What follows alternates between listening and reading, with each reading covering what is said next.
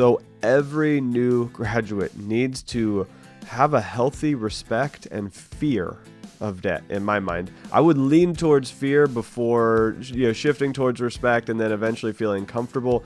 In my mind, I would always have a little bit of fear towards debt.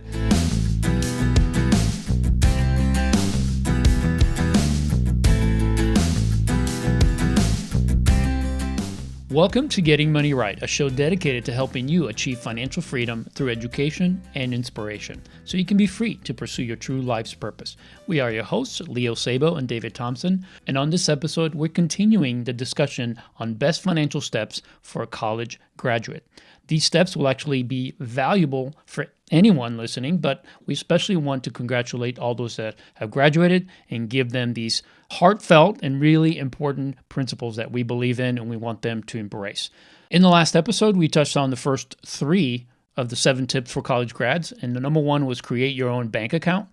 2 was create your stability fund, and 3, crush your student loans. So we're on to number 4.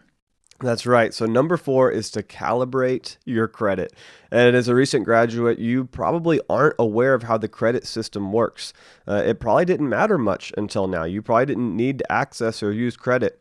But that needs to change. Now's your time to get educated on this. Your credit score is a huge part of your financial life, whether you like it or not. That's right. And I think sometimes I lean towards the not liking it side. But honestly, sometimes I lean towards the really being grateful that we have a system in place in the US that allows you to grow a reputation that then allows people to lend you money for something that you might need and trust that you'll pay it back. We have a huge trust system, and that's what this system is. Does a company trust you enough to lend you money? And sometimes I don't like it because they track it and they keep track of your data and information, whether you like it or not. But sometimes I love it because I think it's a cool system to make sure that people are able to borrow for a home and able to borrow for a car. So this is a love-hate relationship for me. But in the future, you're going to want to purchase a car or a house. And without good credit, you probably won't qualify, or you'll end up paying a lot more. Right. If you have poor credit, you're going to pay a premium. You're going to see the loan rate on a house, instead of it being 4%, it's going to be 5% or 6% or 7%. And if you think about that, let's say it's a $100,000 loan. For every 1% more that your interest rate is, that's an extra $1,000 a year, because 1% of 100,000 is 1,000. So let's say that you have good credit and you can get a 4.5% loan, or you have poor credit and you get a 6.5% loan. Right. That's a 2% difference. That's $2,000 a year over a 30-year loan. That's $60,000. That's just on a $100,000 house. On a $200,000 house, it's $120,000. On a $300,000 house, it's $180,000 extra that you'd be paying in interest. Now, there's a little bit of things with an amortization schedule that affect that, but that's the overview. So here's a quick overview of how the credit score works. The information on how you pay your debts is reported to one of the credit bureaus. And really, it usually goes to all 3. And they maintain a huge data file known as your credit report. When a company wants to lend you money, they will ask the bureau, they'll ask one of these bureaus, hey, send us the report. And they will look at your report and they'll pay the credit bureaus money to access your report and see, is this the kind of person that we want to lend money to? So the 3 bureaus are Equifax, TransUnion, and Experian, and they capture your data and information whether you like it or not. Right. They are always gathering, are you paying your credit cards on time? Are you paying your mortgage on time? Are you paying your car loan on time? Anytime that you're borrowing money, they're tracking that. Yep. Big brother. So they're tracking, and then they're going to sell that information to banks, to credit card companies, to somebody that's looking to loan on a home or a car loan. So the credit bureau doesn't make the lending decision, but they maintain your data. And these credit reports are used by the lenders to quickly evaluate whether or not you're trustworthy. And then they get this quick snapshot through the credit report. They give it actually just a number, a score, and that is where we get the credit score. They look at the report, they score it based on some crazy mathematical formula, which we talked all about the mathematical formula and how it got started. think back in episode 10. So if you really want to dig into this, look at episode 10. But this is how they determine your credit worthiness. Right. And the credit score models, they analyze the total amount of debt that you owe on all of your accounts. It looks at everything. Additionally, for your revolving credit, such as credit cards, your available credit is a major factor that makes up about a third of your credit score. So as long as you make monthly payments on time, your revolving account will remain open. Installment loans, such as car loans and mortgages, are different because they don't have a credit limit and do come with a set maturity or payoff date. When you pay down an installment loan to zero, the account then is closed. So a key formula that's used to calculate your credit score is called your credit utilization ratio. It's used only on revolving accounts. It's a simple formula that compares your credit limit to your outstanding balances. And this ratio shows how much available credit you're actually using. So let me give you an example. If you have a credit card with a balance of, let's say, $500 and a credit limit of $1,000, your utilization ratio is 50%. You're using half of your credit available, which is 500 out of the 1,000. So keeping a low utilization ratio, such as below 20%, is optimal for good credit. Once you start creeping up over that 30%, it starts to negatively impact your score. So paying down your balances on the card, let's say $200 on that $500 credit card, you could reduce your utilization ratio from 50 to 20% and boost your credit score. That's right. So this is something that I kind of learned is the difference between the installment loan and the revolving accounts. The installment loan is when you have one set number that you're paying down over time, like a mortgage. You take out a $100,000 mortgage, every month you pay it down, and it is an installment. You pay installments until it's completely gone, and then they close the account. Right. But revolving credit is like a credit card where every month you have access to, let's say it's a $5,000 limit, you have access to that $5,000. And if you use up 500, then now you have access to 4,500. Right. But if you pay it back, you now have access to all 5,000 and they don't close the account. It just revolves every month. Right. So that's just something that I kind of intuitively knew before, but now I really tangibly get it, that there is a difference between the installment loan and the revolving account. And this is just really important to realize that of the huge number of debt that you have access to, they're always looking at the ratio of how much of that debt you're using. And they're using that ratio to determine whether or not they want to lend you money. So if you have a low ratio, the potential lenders are going to be willing to lend you more, and they're not going to be worried about your ability to pay. Because before you were using, if you look at this, let's say you got 100,000 that you could be borrowing, but you're only borrowing 20%. They're looking at it thinking, oh, this person has a ton of margin in what they could actually manage. Plus, it says that you have been responsible in not over borrowing, not getting yourself in over your head. So they look at this as really a measure of how responsible you have been with the credit that's been extended to you. That's right. So you never want to have your utilization ratio, the amount that you're borrowing, be more than 30% of the total that you can borrow. Yep. So if you can borrow 10,000, you have a credit card that's for 10,000, then you never want to borrow more than 3,000 at a time, because as soon as you go over 3,000, 30%, all of a sudden the credit companies get very nervous. If you have a $1,000 limit, you've just started, you're just out of college, you have a $1,000 limit credit card, you actually don't want to spend more than $300 on that card ever. And for Leo and I, we would recommend you may use it to manage your monthly budget, but if it's only got a $1,000 limit and you can only spend $300 on it, I would actually rather you just not use it and use a debit card and use money you have and let it stay at zero. And every month that it is at zero, it counts as if you paid it in full, and it gives you a good mark on your credit. And so every month that it's at zero, it just keeps building you credit over time, so you don't even need to use it. Now, then if you maybe 6 months in, a year in, you can say, hey, would you expand my credit limit from 1,000 to 5,000? And if the bank agrees to that, well, now, let's say we'll do 10,000 just for easy numbers. Now you have access to 3,000 that you can use without getting dinged on your credit score. And then you could use that credit card to manage your monthly budget and use the credit card to buy things and then pay it off with your bank account. But I do want you to know, if you have an open revolving credit like a credit card and you don't have any balance, it still builds your credit and it still benefits you. And that's what Ashley and I have. We have a couple cards. One we just use once a year to buy something, pay it off, and leave it at zero. And all year it builds us credit. We have that on 2 cards, and then we've got one card that we really use for our monthly spending purchases. And really, it's just an easy way for us to manage our monthly budget. We used to do it all through a debit card, and I highly recommend that because all the money is there and you're using money you already have. But as a young adult, you probably need to be building credit because when you go to purchase a home, it will make a difference. Oh, absolutely. And, as a new graduate, you may not have much credit history, obviously, which means you'll probably have a either no score or a very low score. But don't worry about that. It's easy to build good credit over time. Give it some time. But really, within a year to 2 years, you can have excellent credit if you do it the way we suggested. High credit scores tell lenders and merchants that you've been responsible with money. So a good credit history comes with privileges such as low interest rates on loans and credit cards.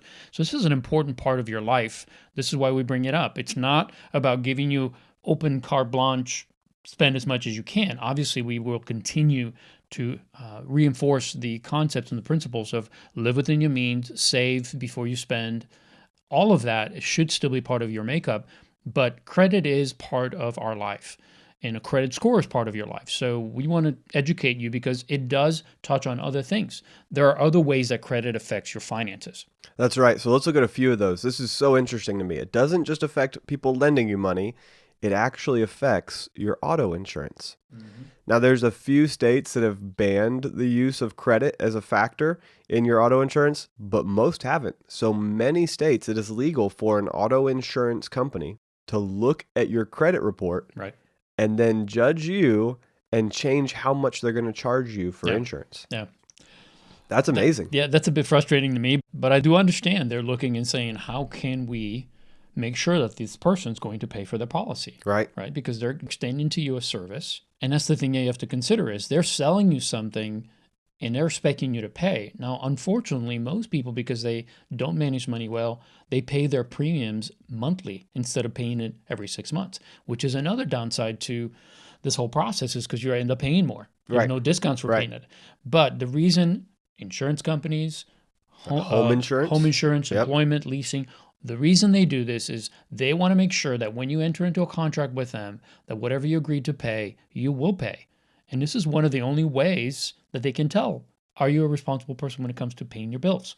And so we do see it used in this instance, but in many others. Yeah. So I'll give you the overview. So it's used in your auto insurance, potentially, your homeowner's insurance. It can be used when you're looking at a new employer. The employer might look at your credit report. It can be used for leasing if you're going to lease an apartment or lease a car. Cell phone contracts, you might not be able to get access to the nicest cell phone because of your credit score. Or you'll pay a premium. Or you'll pay a huge premium, that's right. And your utilities. Sometimes the utility company will look at this as well. So let's just break down why they would do that. Home insurance, again, just like Leo said, if you're responsible with your finances, then they have less fear that you're going to create a frivolous claim. Because sometimes somebody will pretend to get in an accident or pretend there's major damage on their home, and they will cause a claim to go into place that will cost the insurance company money. But the insurance company, if you have a good credit score, they trust that you're managing well, and so they give you a little bit better rate. Pretty interesting. With employment, employers in most states have the right to check your credit report. Now, you have to give them permission, but a lot of companies are now starting to do this. They're saying, hey, give us permission to look at your credit report before we hire you. Because if you're not managing finances well, which again, the credit score is not necessarily the best indicator if somebody manages well, because it only looks at how you manage debt. Right. But if that's all they have access to, because you're not going to give them, your personal budget and your personal, banking records, if they have access to your debt management, it gives them a little bit more clear picture of how you manage things. Right. I don't think it's the best way to measure, but it is a measurement. And so be aware that employers are looking at that. There are some jobs where if you are struggling with debt, they won't hire you into that company because somebody could come along and leverage your financial problems. And this is a big thing in the military. The military looks at a few different factors of, could somebody try to come along and put pressure on this person because they're struggling with that, put Yep. pressure on this person because they're struggling with other areas. So And financial institutions as well. I know I was coaching a person some years ago, and her credit score was diving, in the wrong direction, so to speak. And she was concerned because she worked at a credit union, and she had access to money because that's of her right. position. That's right. So she told me, she says, I'm concerned because every so often they run a credit check on all the employees that have access to money, because their concern is, if this person gets into a financial bind, are they likely to steal from us? Yes. And once they lose the money, it's very hard to recuperate. So this practice for this credit union was, if you handle money, we want to make sure that you're okay. So they're looking at their financial well-being, specifically through the credit score, to see if they are in any danger of financial problems, which then would be problems for the business. That's right. This is kind of funny because I personally have done this across my career because I do manage well and I do have a budget in place and I do have savings in place. Mm-hmm. I will, for reputation's sake, share that with my boss. I won't share all the information, all the details, but I'll say, yeah, Ashley and I have an emergency fund. Right. Yeah, we've begun saving into our 401k or 403b, and let them know that every month Ashley and I sit down and create a budget together and that we're managing well and that we don't have debt. And what that actually does is it builds a reputation with whoever is your boss at your company. So on the one hand, they can look at how you manage debt. On the other hand, you could share some information that you're a good manager, and that will build your reputation in their mind. It's all of this is reputation management in a Yes. way. And a Yes. company doesn't have a way to truly know your reputation when they're first hiring you. So they look at the credit score as your reputation. I don't think it's the best. It's not. It's like judging a book by its cover. It's not the best way to do it, but it is one way to gather some intel. Mm-hmm. And I would say, to a degree, the information they're getting is a good representation, at least in the way you manage money. Because let's face it, you're not going to be very responsible in one area of your finances and then totally irresponsible in another. It kind of carries throughout the whole system. So when I run a credit check for potential renters, I'm looking to see, is this person likely to do the right thing? Not just in paying their rent. Obviously, I want them to pay their rent on time, but it also gives an insight into who the person really is. And is it fair? Well, it's not a full picture, but it is a picture. And it's something that obviously companies use, landlords use, and all these other utilities and cell phone contract companies and all these use in order to qualify us whether we are being responsible with our money. So I think it's pretty fair. In my opinion, I think it's a good basis for making that decision. That's right. I agree with Leo, but I also, reserve the right to love it and hate it at the same time. All right. Well, let's look at the fifth thing that a college graduate should be thinking about, and that is clearing out toxic debts. So once you have credit, it can be very tempting to just start using it. Mm-hmm. Hey, I've started to build my credit score. People are willing to lend me money. I Right. have a decent job. So every new graduate needs to have a healthy respect and fear of debt in my Would agree. mind. I would lean towards fear before shifting towards respect and then eventually feeling comfortable. In my mind, I would always have a little bit of fear towards debt because it is a powerful financial tool that can cause you to experience a lot of pain very quickly. But it also, if you learn how to manage it well, can be used over time to help you as you grow and accumulate wealth. Mm-hmm. So I'm not opposed to it in every situation. You could use a low interest debt to get an education so you can earn more over your lifetime. Right. So, both Leo and I had student loans, and I would always lean towards somebody being very aware of how much they're taking out in student loans Mm-hmm. and never taking out more in student loans than they'll earn the first year with their projected college degree. But I'm okay with taking out a little bit of student loan to begin to educate yourself for a long-term career. You just It have to is- make a good investment. It is an investment in yourself. And you have to think of it from the perspective of, do I just save and then go to school? Well, that might take 3 to 4 or 5 years. Or do I just go to Right. school now, go ahead and take the loan, make the extra income, and just be disciplined to pay it off in a reasonable amount of time? When I look at the 5,000 plus that I borrowed to get into my first profession, it more than paid for itself in the first year. Yeah. In the first year. Yeah. So I think when you do the math, when you look at it and saying, is this something I should do? Then student loan is definitely an investment. And there are other options as well. If you're buying a home, Yep. buying a home is different than renting. Sure, it's more expensive in some ways, but you own your own home. You get to make it in the way you want. So that's a value. It's something that matters to most families, especially as you bring children into the equation. So why not go ahead and use that to buy a home? Why not use debt to do that? But don't make it a lifelong thing. Right. Just because you take out a 30-year mortgage doesn't mean you keep it for 30 years. Right. Right. And just because the bank may pre-approve you for $350,000 doesn't mean you should borrow $350,000. That's right. Maybe the most that your budget would allow, if you use a budget and look at the numbers, is maybe a $200,000 home. So all of this is not to say get rid of all debt, never use debt. Is use it wisely. That's right. And get rid of anything that is obviously toxic to you and it's bringing stress and unnecessary financial burdens. Yeah. So clearing out your toxic debts would be high interest consumer debt, something where you just consumed the product, but you used debt to buy it, and now you've got high interest. So anytime you use a credit card, that's probably because you consumed something, and now you've got a high interest rate that you've got to pay. Any kind of payday loan is a hugely toxic debt. Stay away from Horrible. those. Yes. So if you're trying to finance a lifestyle that you can't afford using consumer debt, you're going to be in huge trouble. I have a very strong biblical worldview in this area. The Bible says that the borrower becomes servant to the lender. And it actually, and then everybody says slave to the lender, that there is a relationship change when you go into debt. I'm always thinking of that. Okay, if I go into debt, the relationship changes and I'm now a servant to this company. Right. But the Bible also says that the nation of Israel would borrow from none and lend to many, that they would actually bless other people by lending them money when they needed it. Right. So I don't think it's entirely biblically wrong, but I think it's something that on the spectrum, we should lean towards having a healthy fear or respect of debt. But then Ashley and I, we have a home that we have a mortgage on. Right. And I don't feel uncomfortable at all with that because we follow the surety principle and we have a sure way to pay because we have a huge down payment. So with my college education, did 2 years of community college, then went to a 4-year business school and picked up my business degree and only needed $15,000 of student loans to complete that process. But I couldn't have done it without the student loans. Right. So I'm grateful for that $15,000 of debt that I was able to take on because I was able to pay it off in the first year or two.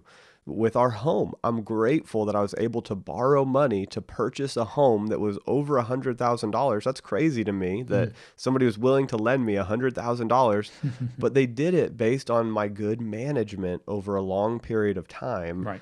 And now that home has been a blessing for Ashley and I. So take a big picture of debt. And be aware that when we come to toxic debt as a college graduate, you do not want furniture loans. You do not want, credit card. You do not want high interest payday loans. You avoid toxic debt. You clear it out. And if you're having struggles with that, go back and listen to episode 34 and 35, where Leo and I go all into dealing with that. Yeah. How to pay it down using a debt snowball system. And really, if we can just kind of close this one out by just saying, use debt responsibly and don't allow debt to become a normal part of your life. It should only be used for assets that are going to grow over time. We use credit cards, but it's out of convenience. It's not something that we borrow and then pay off over time. We pay it off at the end of the month. So revolving debt should not be something that you use in order to supplement your income to achieve a certain lifestyle. Yeah. And that's really what we're trying to focus on here, is to clear out your toxic debt. Is really the biggest thing is do not use revolving debt for lifestyle expenses. Don't use them unless you can pay it off at the end of the month. That's right. This is an agreement that Natalie and I made 27 years ago, which is if we cannot pay the payment at the end of the month, the card's getting cut up. That's right. And we've always paid it off. In the last 27 years actually, we've never paid interest on a credit card because we made an agreement. Yep. If we use a credit card for that reason, we're out of control and we need to stop. So we're really urging you to listen to this. Do not make credit cards as a normal way of living. Use them for the benefit of points or whatever, but make sure that you're spending on a budget and that you're paying off that payment every single month. Yeah, I guess what I would recommend to a recent college graduate, And Ashley and I did this for at least the first 5 years of our marriage, probably 6 years even. We only used debit cards for our monthly purchases. We had all the money in the bank. We would get the paycheck Hmm. on, let's say it's January 1st, and we would use that paycheck to pay for things in January. Right. So we were basically a month ahead of our money. The That's great. money came in, and then we spent that money. You can get a month behind using a credit card where you spend on the credit card starting on January 1st and then you pay it off on January 30th Hmm. with that paycheck. And that's not a good way to do things. You want Right. to get a month ahead. So for the first 5 or 6 years, we only used debit cards, but we did keep 3 credit cards, maybe 3 or 4, but I think just 3, where we had them with a zero balance and we would use them once or twice a year. But if you maintain those credit cards at a zero balance, they keep building you credit. And so it didn't hurt us. It allowed us to grow credit while we learned to manage extremely well according to the budget, only using money we had with a debit card. Hmm. And then eventually we felt like, okay, we've learned to manage well. We're on the same page. We're in complete unity. Now we could start using the credit card and earn, the 1% cash back, the 1.5% cash back, the Right. 2% cash back. And so now we do use the points. But if you don't learn the habit of managing well in the first place, Yeah. the amount that you pay in interest at 18% is going to be 18 times more than the 1% that you got back. Yeah. And if you It's go a back, bad it's a investment. bad investment. That's right. And if you look at the behavioral side of credit cards, people tend to spend more with a credit card. Yeah. And so just be aware that if you'll learn to manage really well according to the budget, just like Leo said, live off the budget, then let the credit card be a little bit of a bonus on how to manage easier long term, but build that healthy thing in place. I think that's great advice, David, because most young people who are starting out, if you don't have a solid budget that you've been living on at least 12 months, I would second what David just said. Use a debit card, use only the money you have, and learn how to manage that so that you're confident that it's never going to get out of whack. Because there is a delay when you use a credit card. Your grace period is 25 days, which means you don't have to pay it until the next month. And that's an open door for you to get into trouble. And Yes. so I would want you to focus on just getting your budget in place, running that for 12 months, being comfortable with the numbers, and knowing exactly not only what you want to spend, but what you're actually spending. Because that 12 months is going to give you the ability to massage that until you're finally satisfied with the numbers and you're sticking to it consistently. Then it's going to be easy. When you use a credit card, then it's not going to change in the way you manage money. It's not going to be this open door to potentially get yourself in trouble. So that's a great point, David. I'm glad you brought it up. That's right. So share this with a recent college graduate that you know. Click on the share button on the podcast. Send it to somebody you know who's graduated recently or somebody in their 20s to 30s because this is just great information for any young adult. We went all through credit scores, through clearing out toxic debt today. The overall list of things that we're covering in 7 tips for college grads is to create your bank account, create your stability fund, crush your student loans, calibrate your credit, and then clear out toxic debts. Next week, we'll look at considering your future home, choosing your investment strategy. And, the other day I was at a business leaders breakfast and this really cool thing happened. A guy that works as a consulting CFO came up to me and said, "Hey, I saw your videos on LinkedIn and I'm really excited about what you and Leo are doing." Mhm. And it just blew me away. He's a consulting CFO for a company in Wow, Arlington, that's and cool. he comes up and says, I've seen what you guys are doing. I love the book that's coming. I love the podcast that's coming." It meant the world to me. I was blown away. This is somebody I've actually met maybe once, I think, probably 6 months ago, but I didn't even realize that we were connected on LinkedIn until he said, "Hey, no, we're on LinkedIn. I saw your video."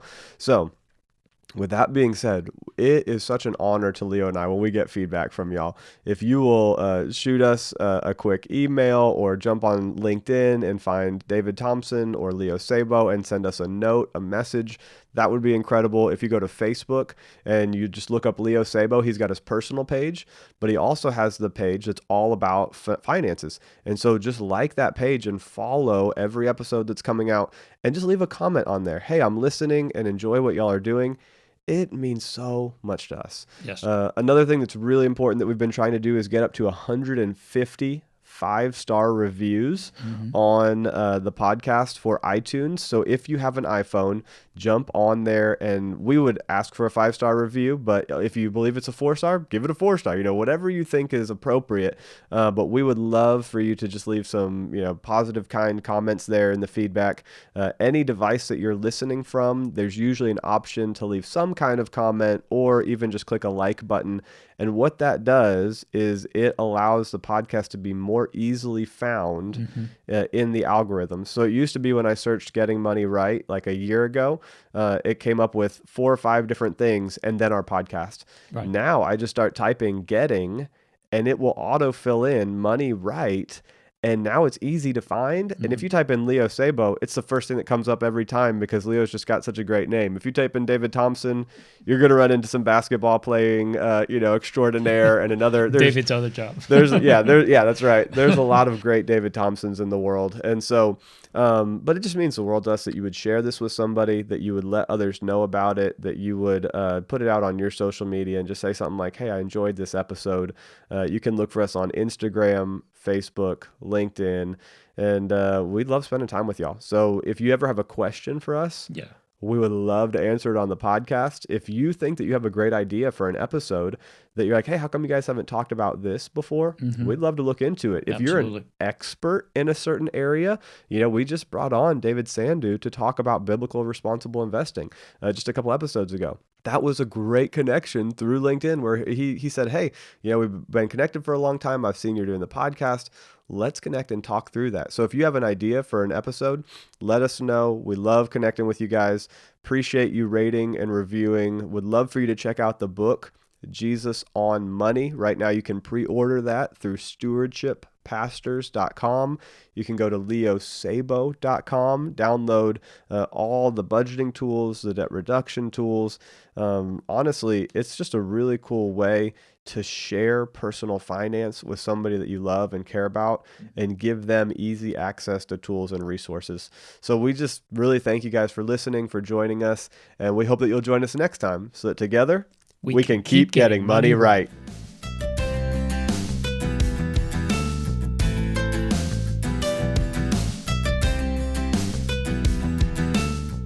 We use credit cards, but it's out of convenience. It's not something that we borrow and then pay off over time. We pay it off at the end of the month. So revolving debt should not be something that you use in order to supplement your income to achieve a certain lifestyle.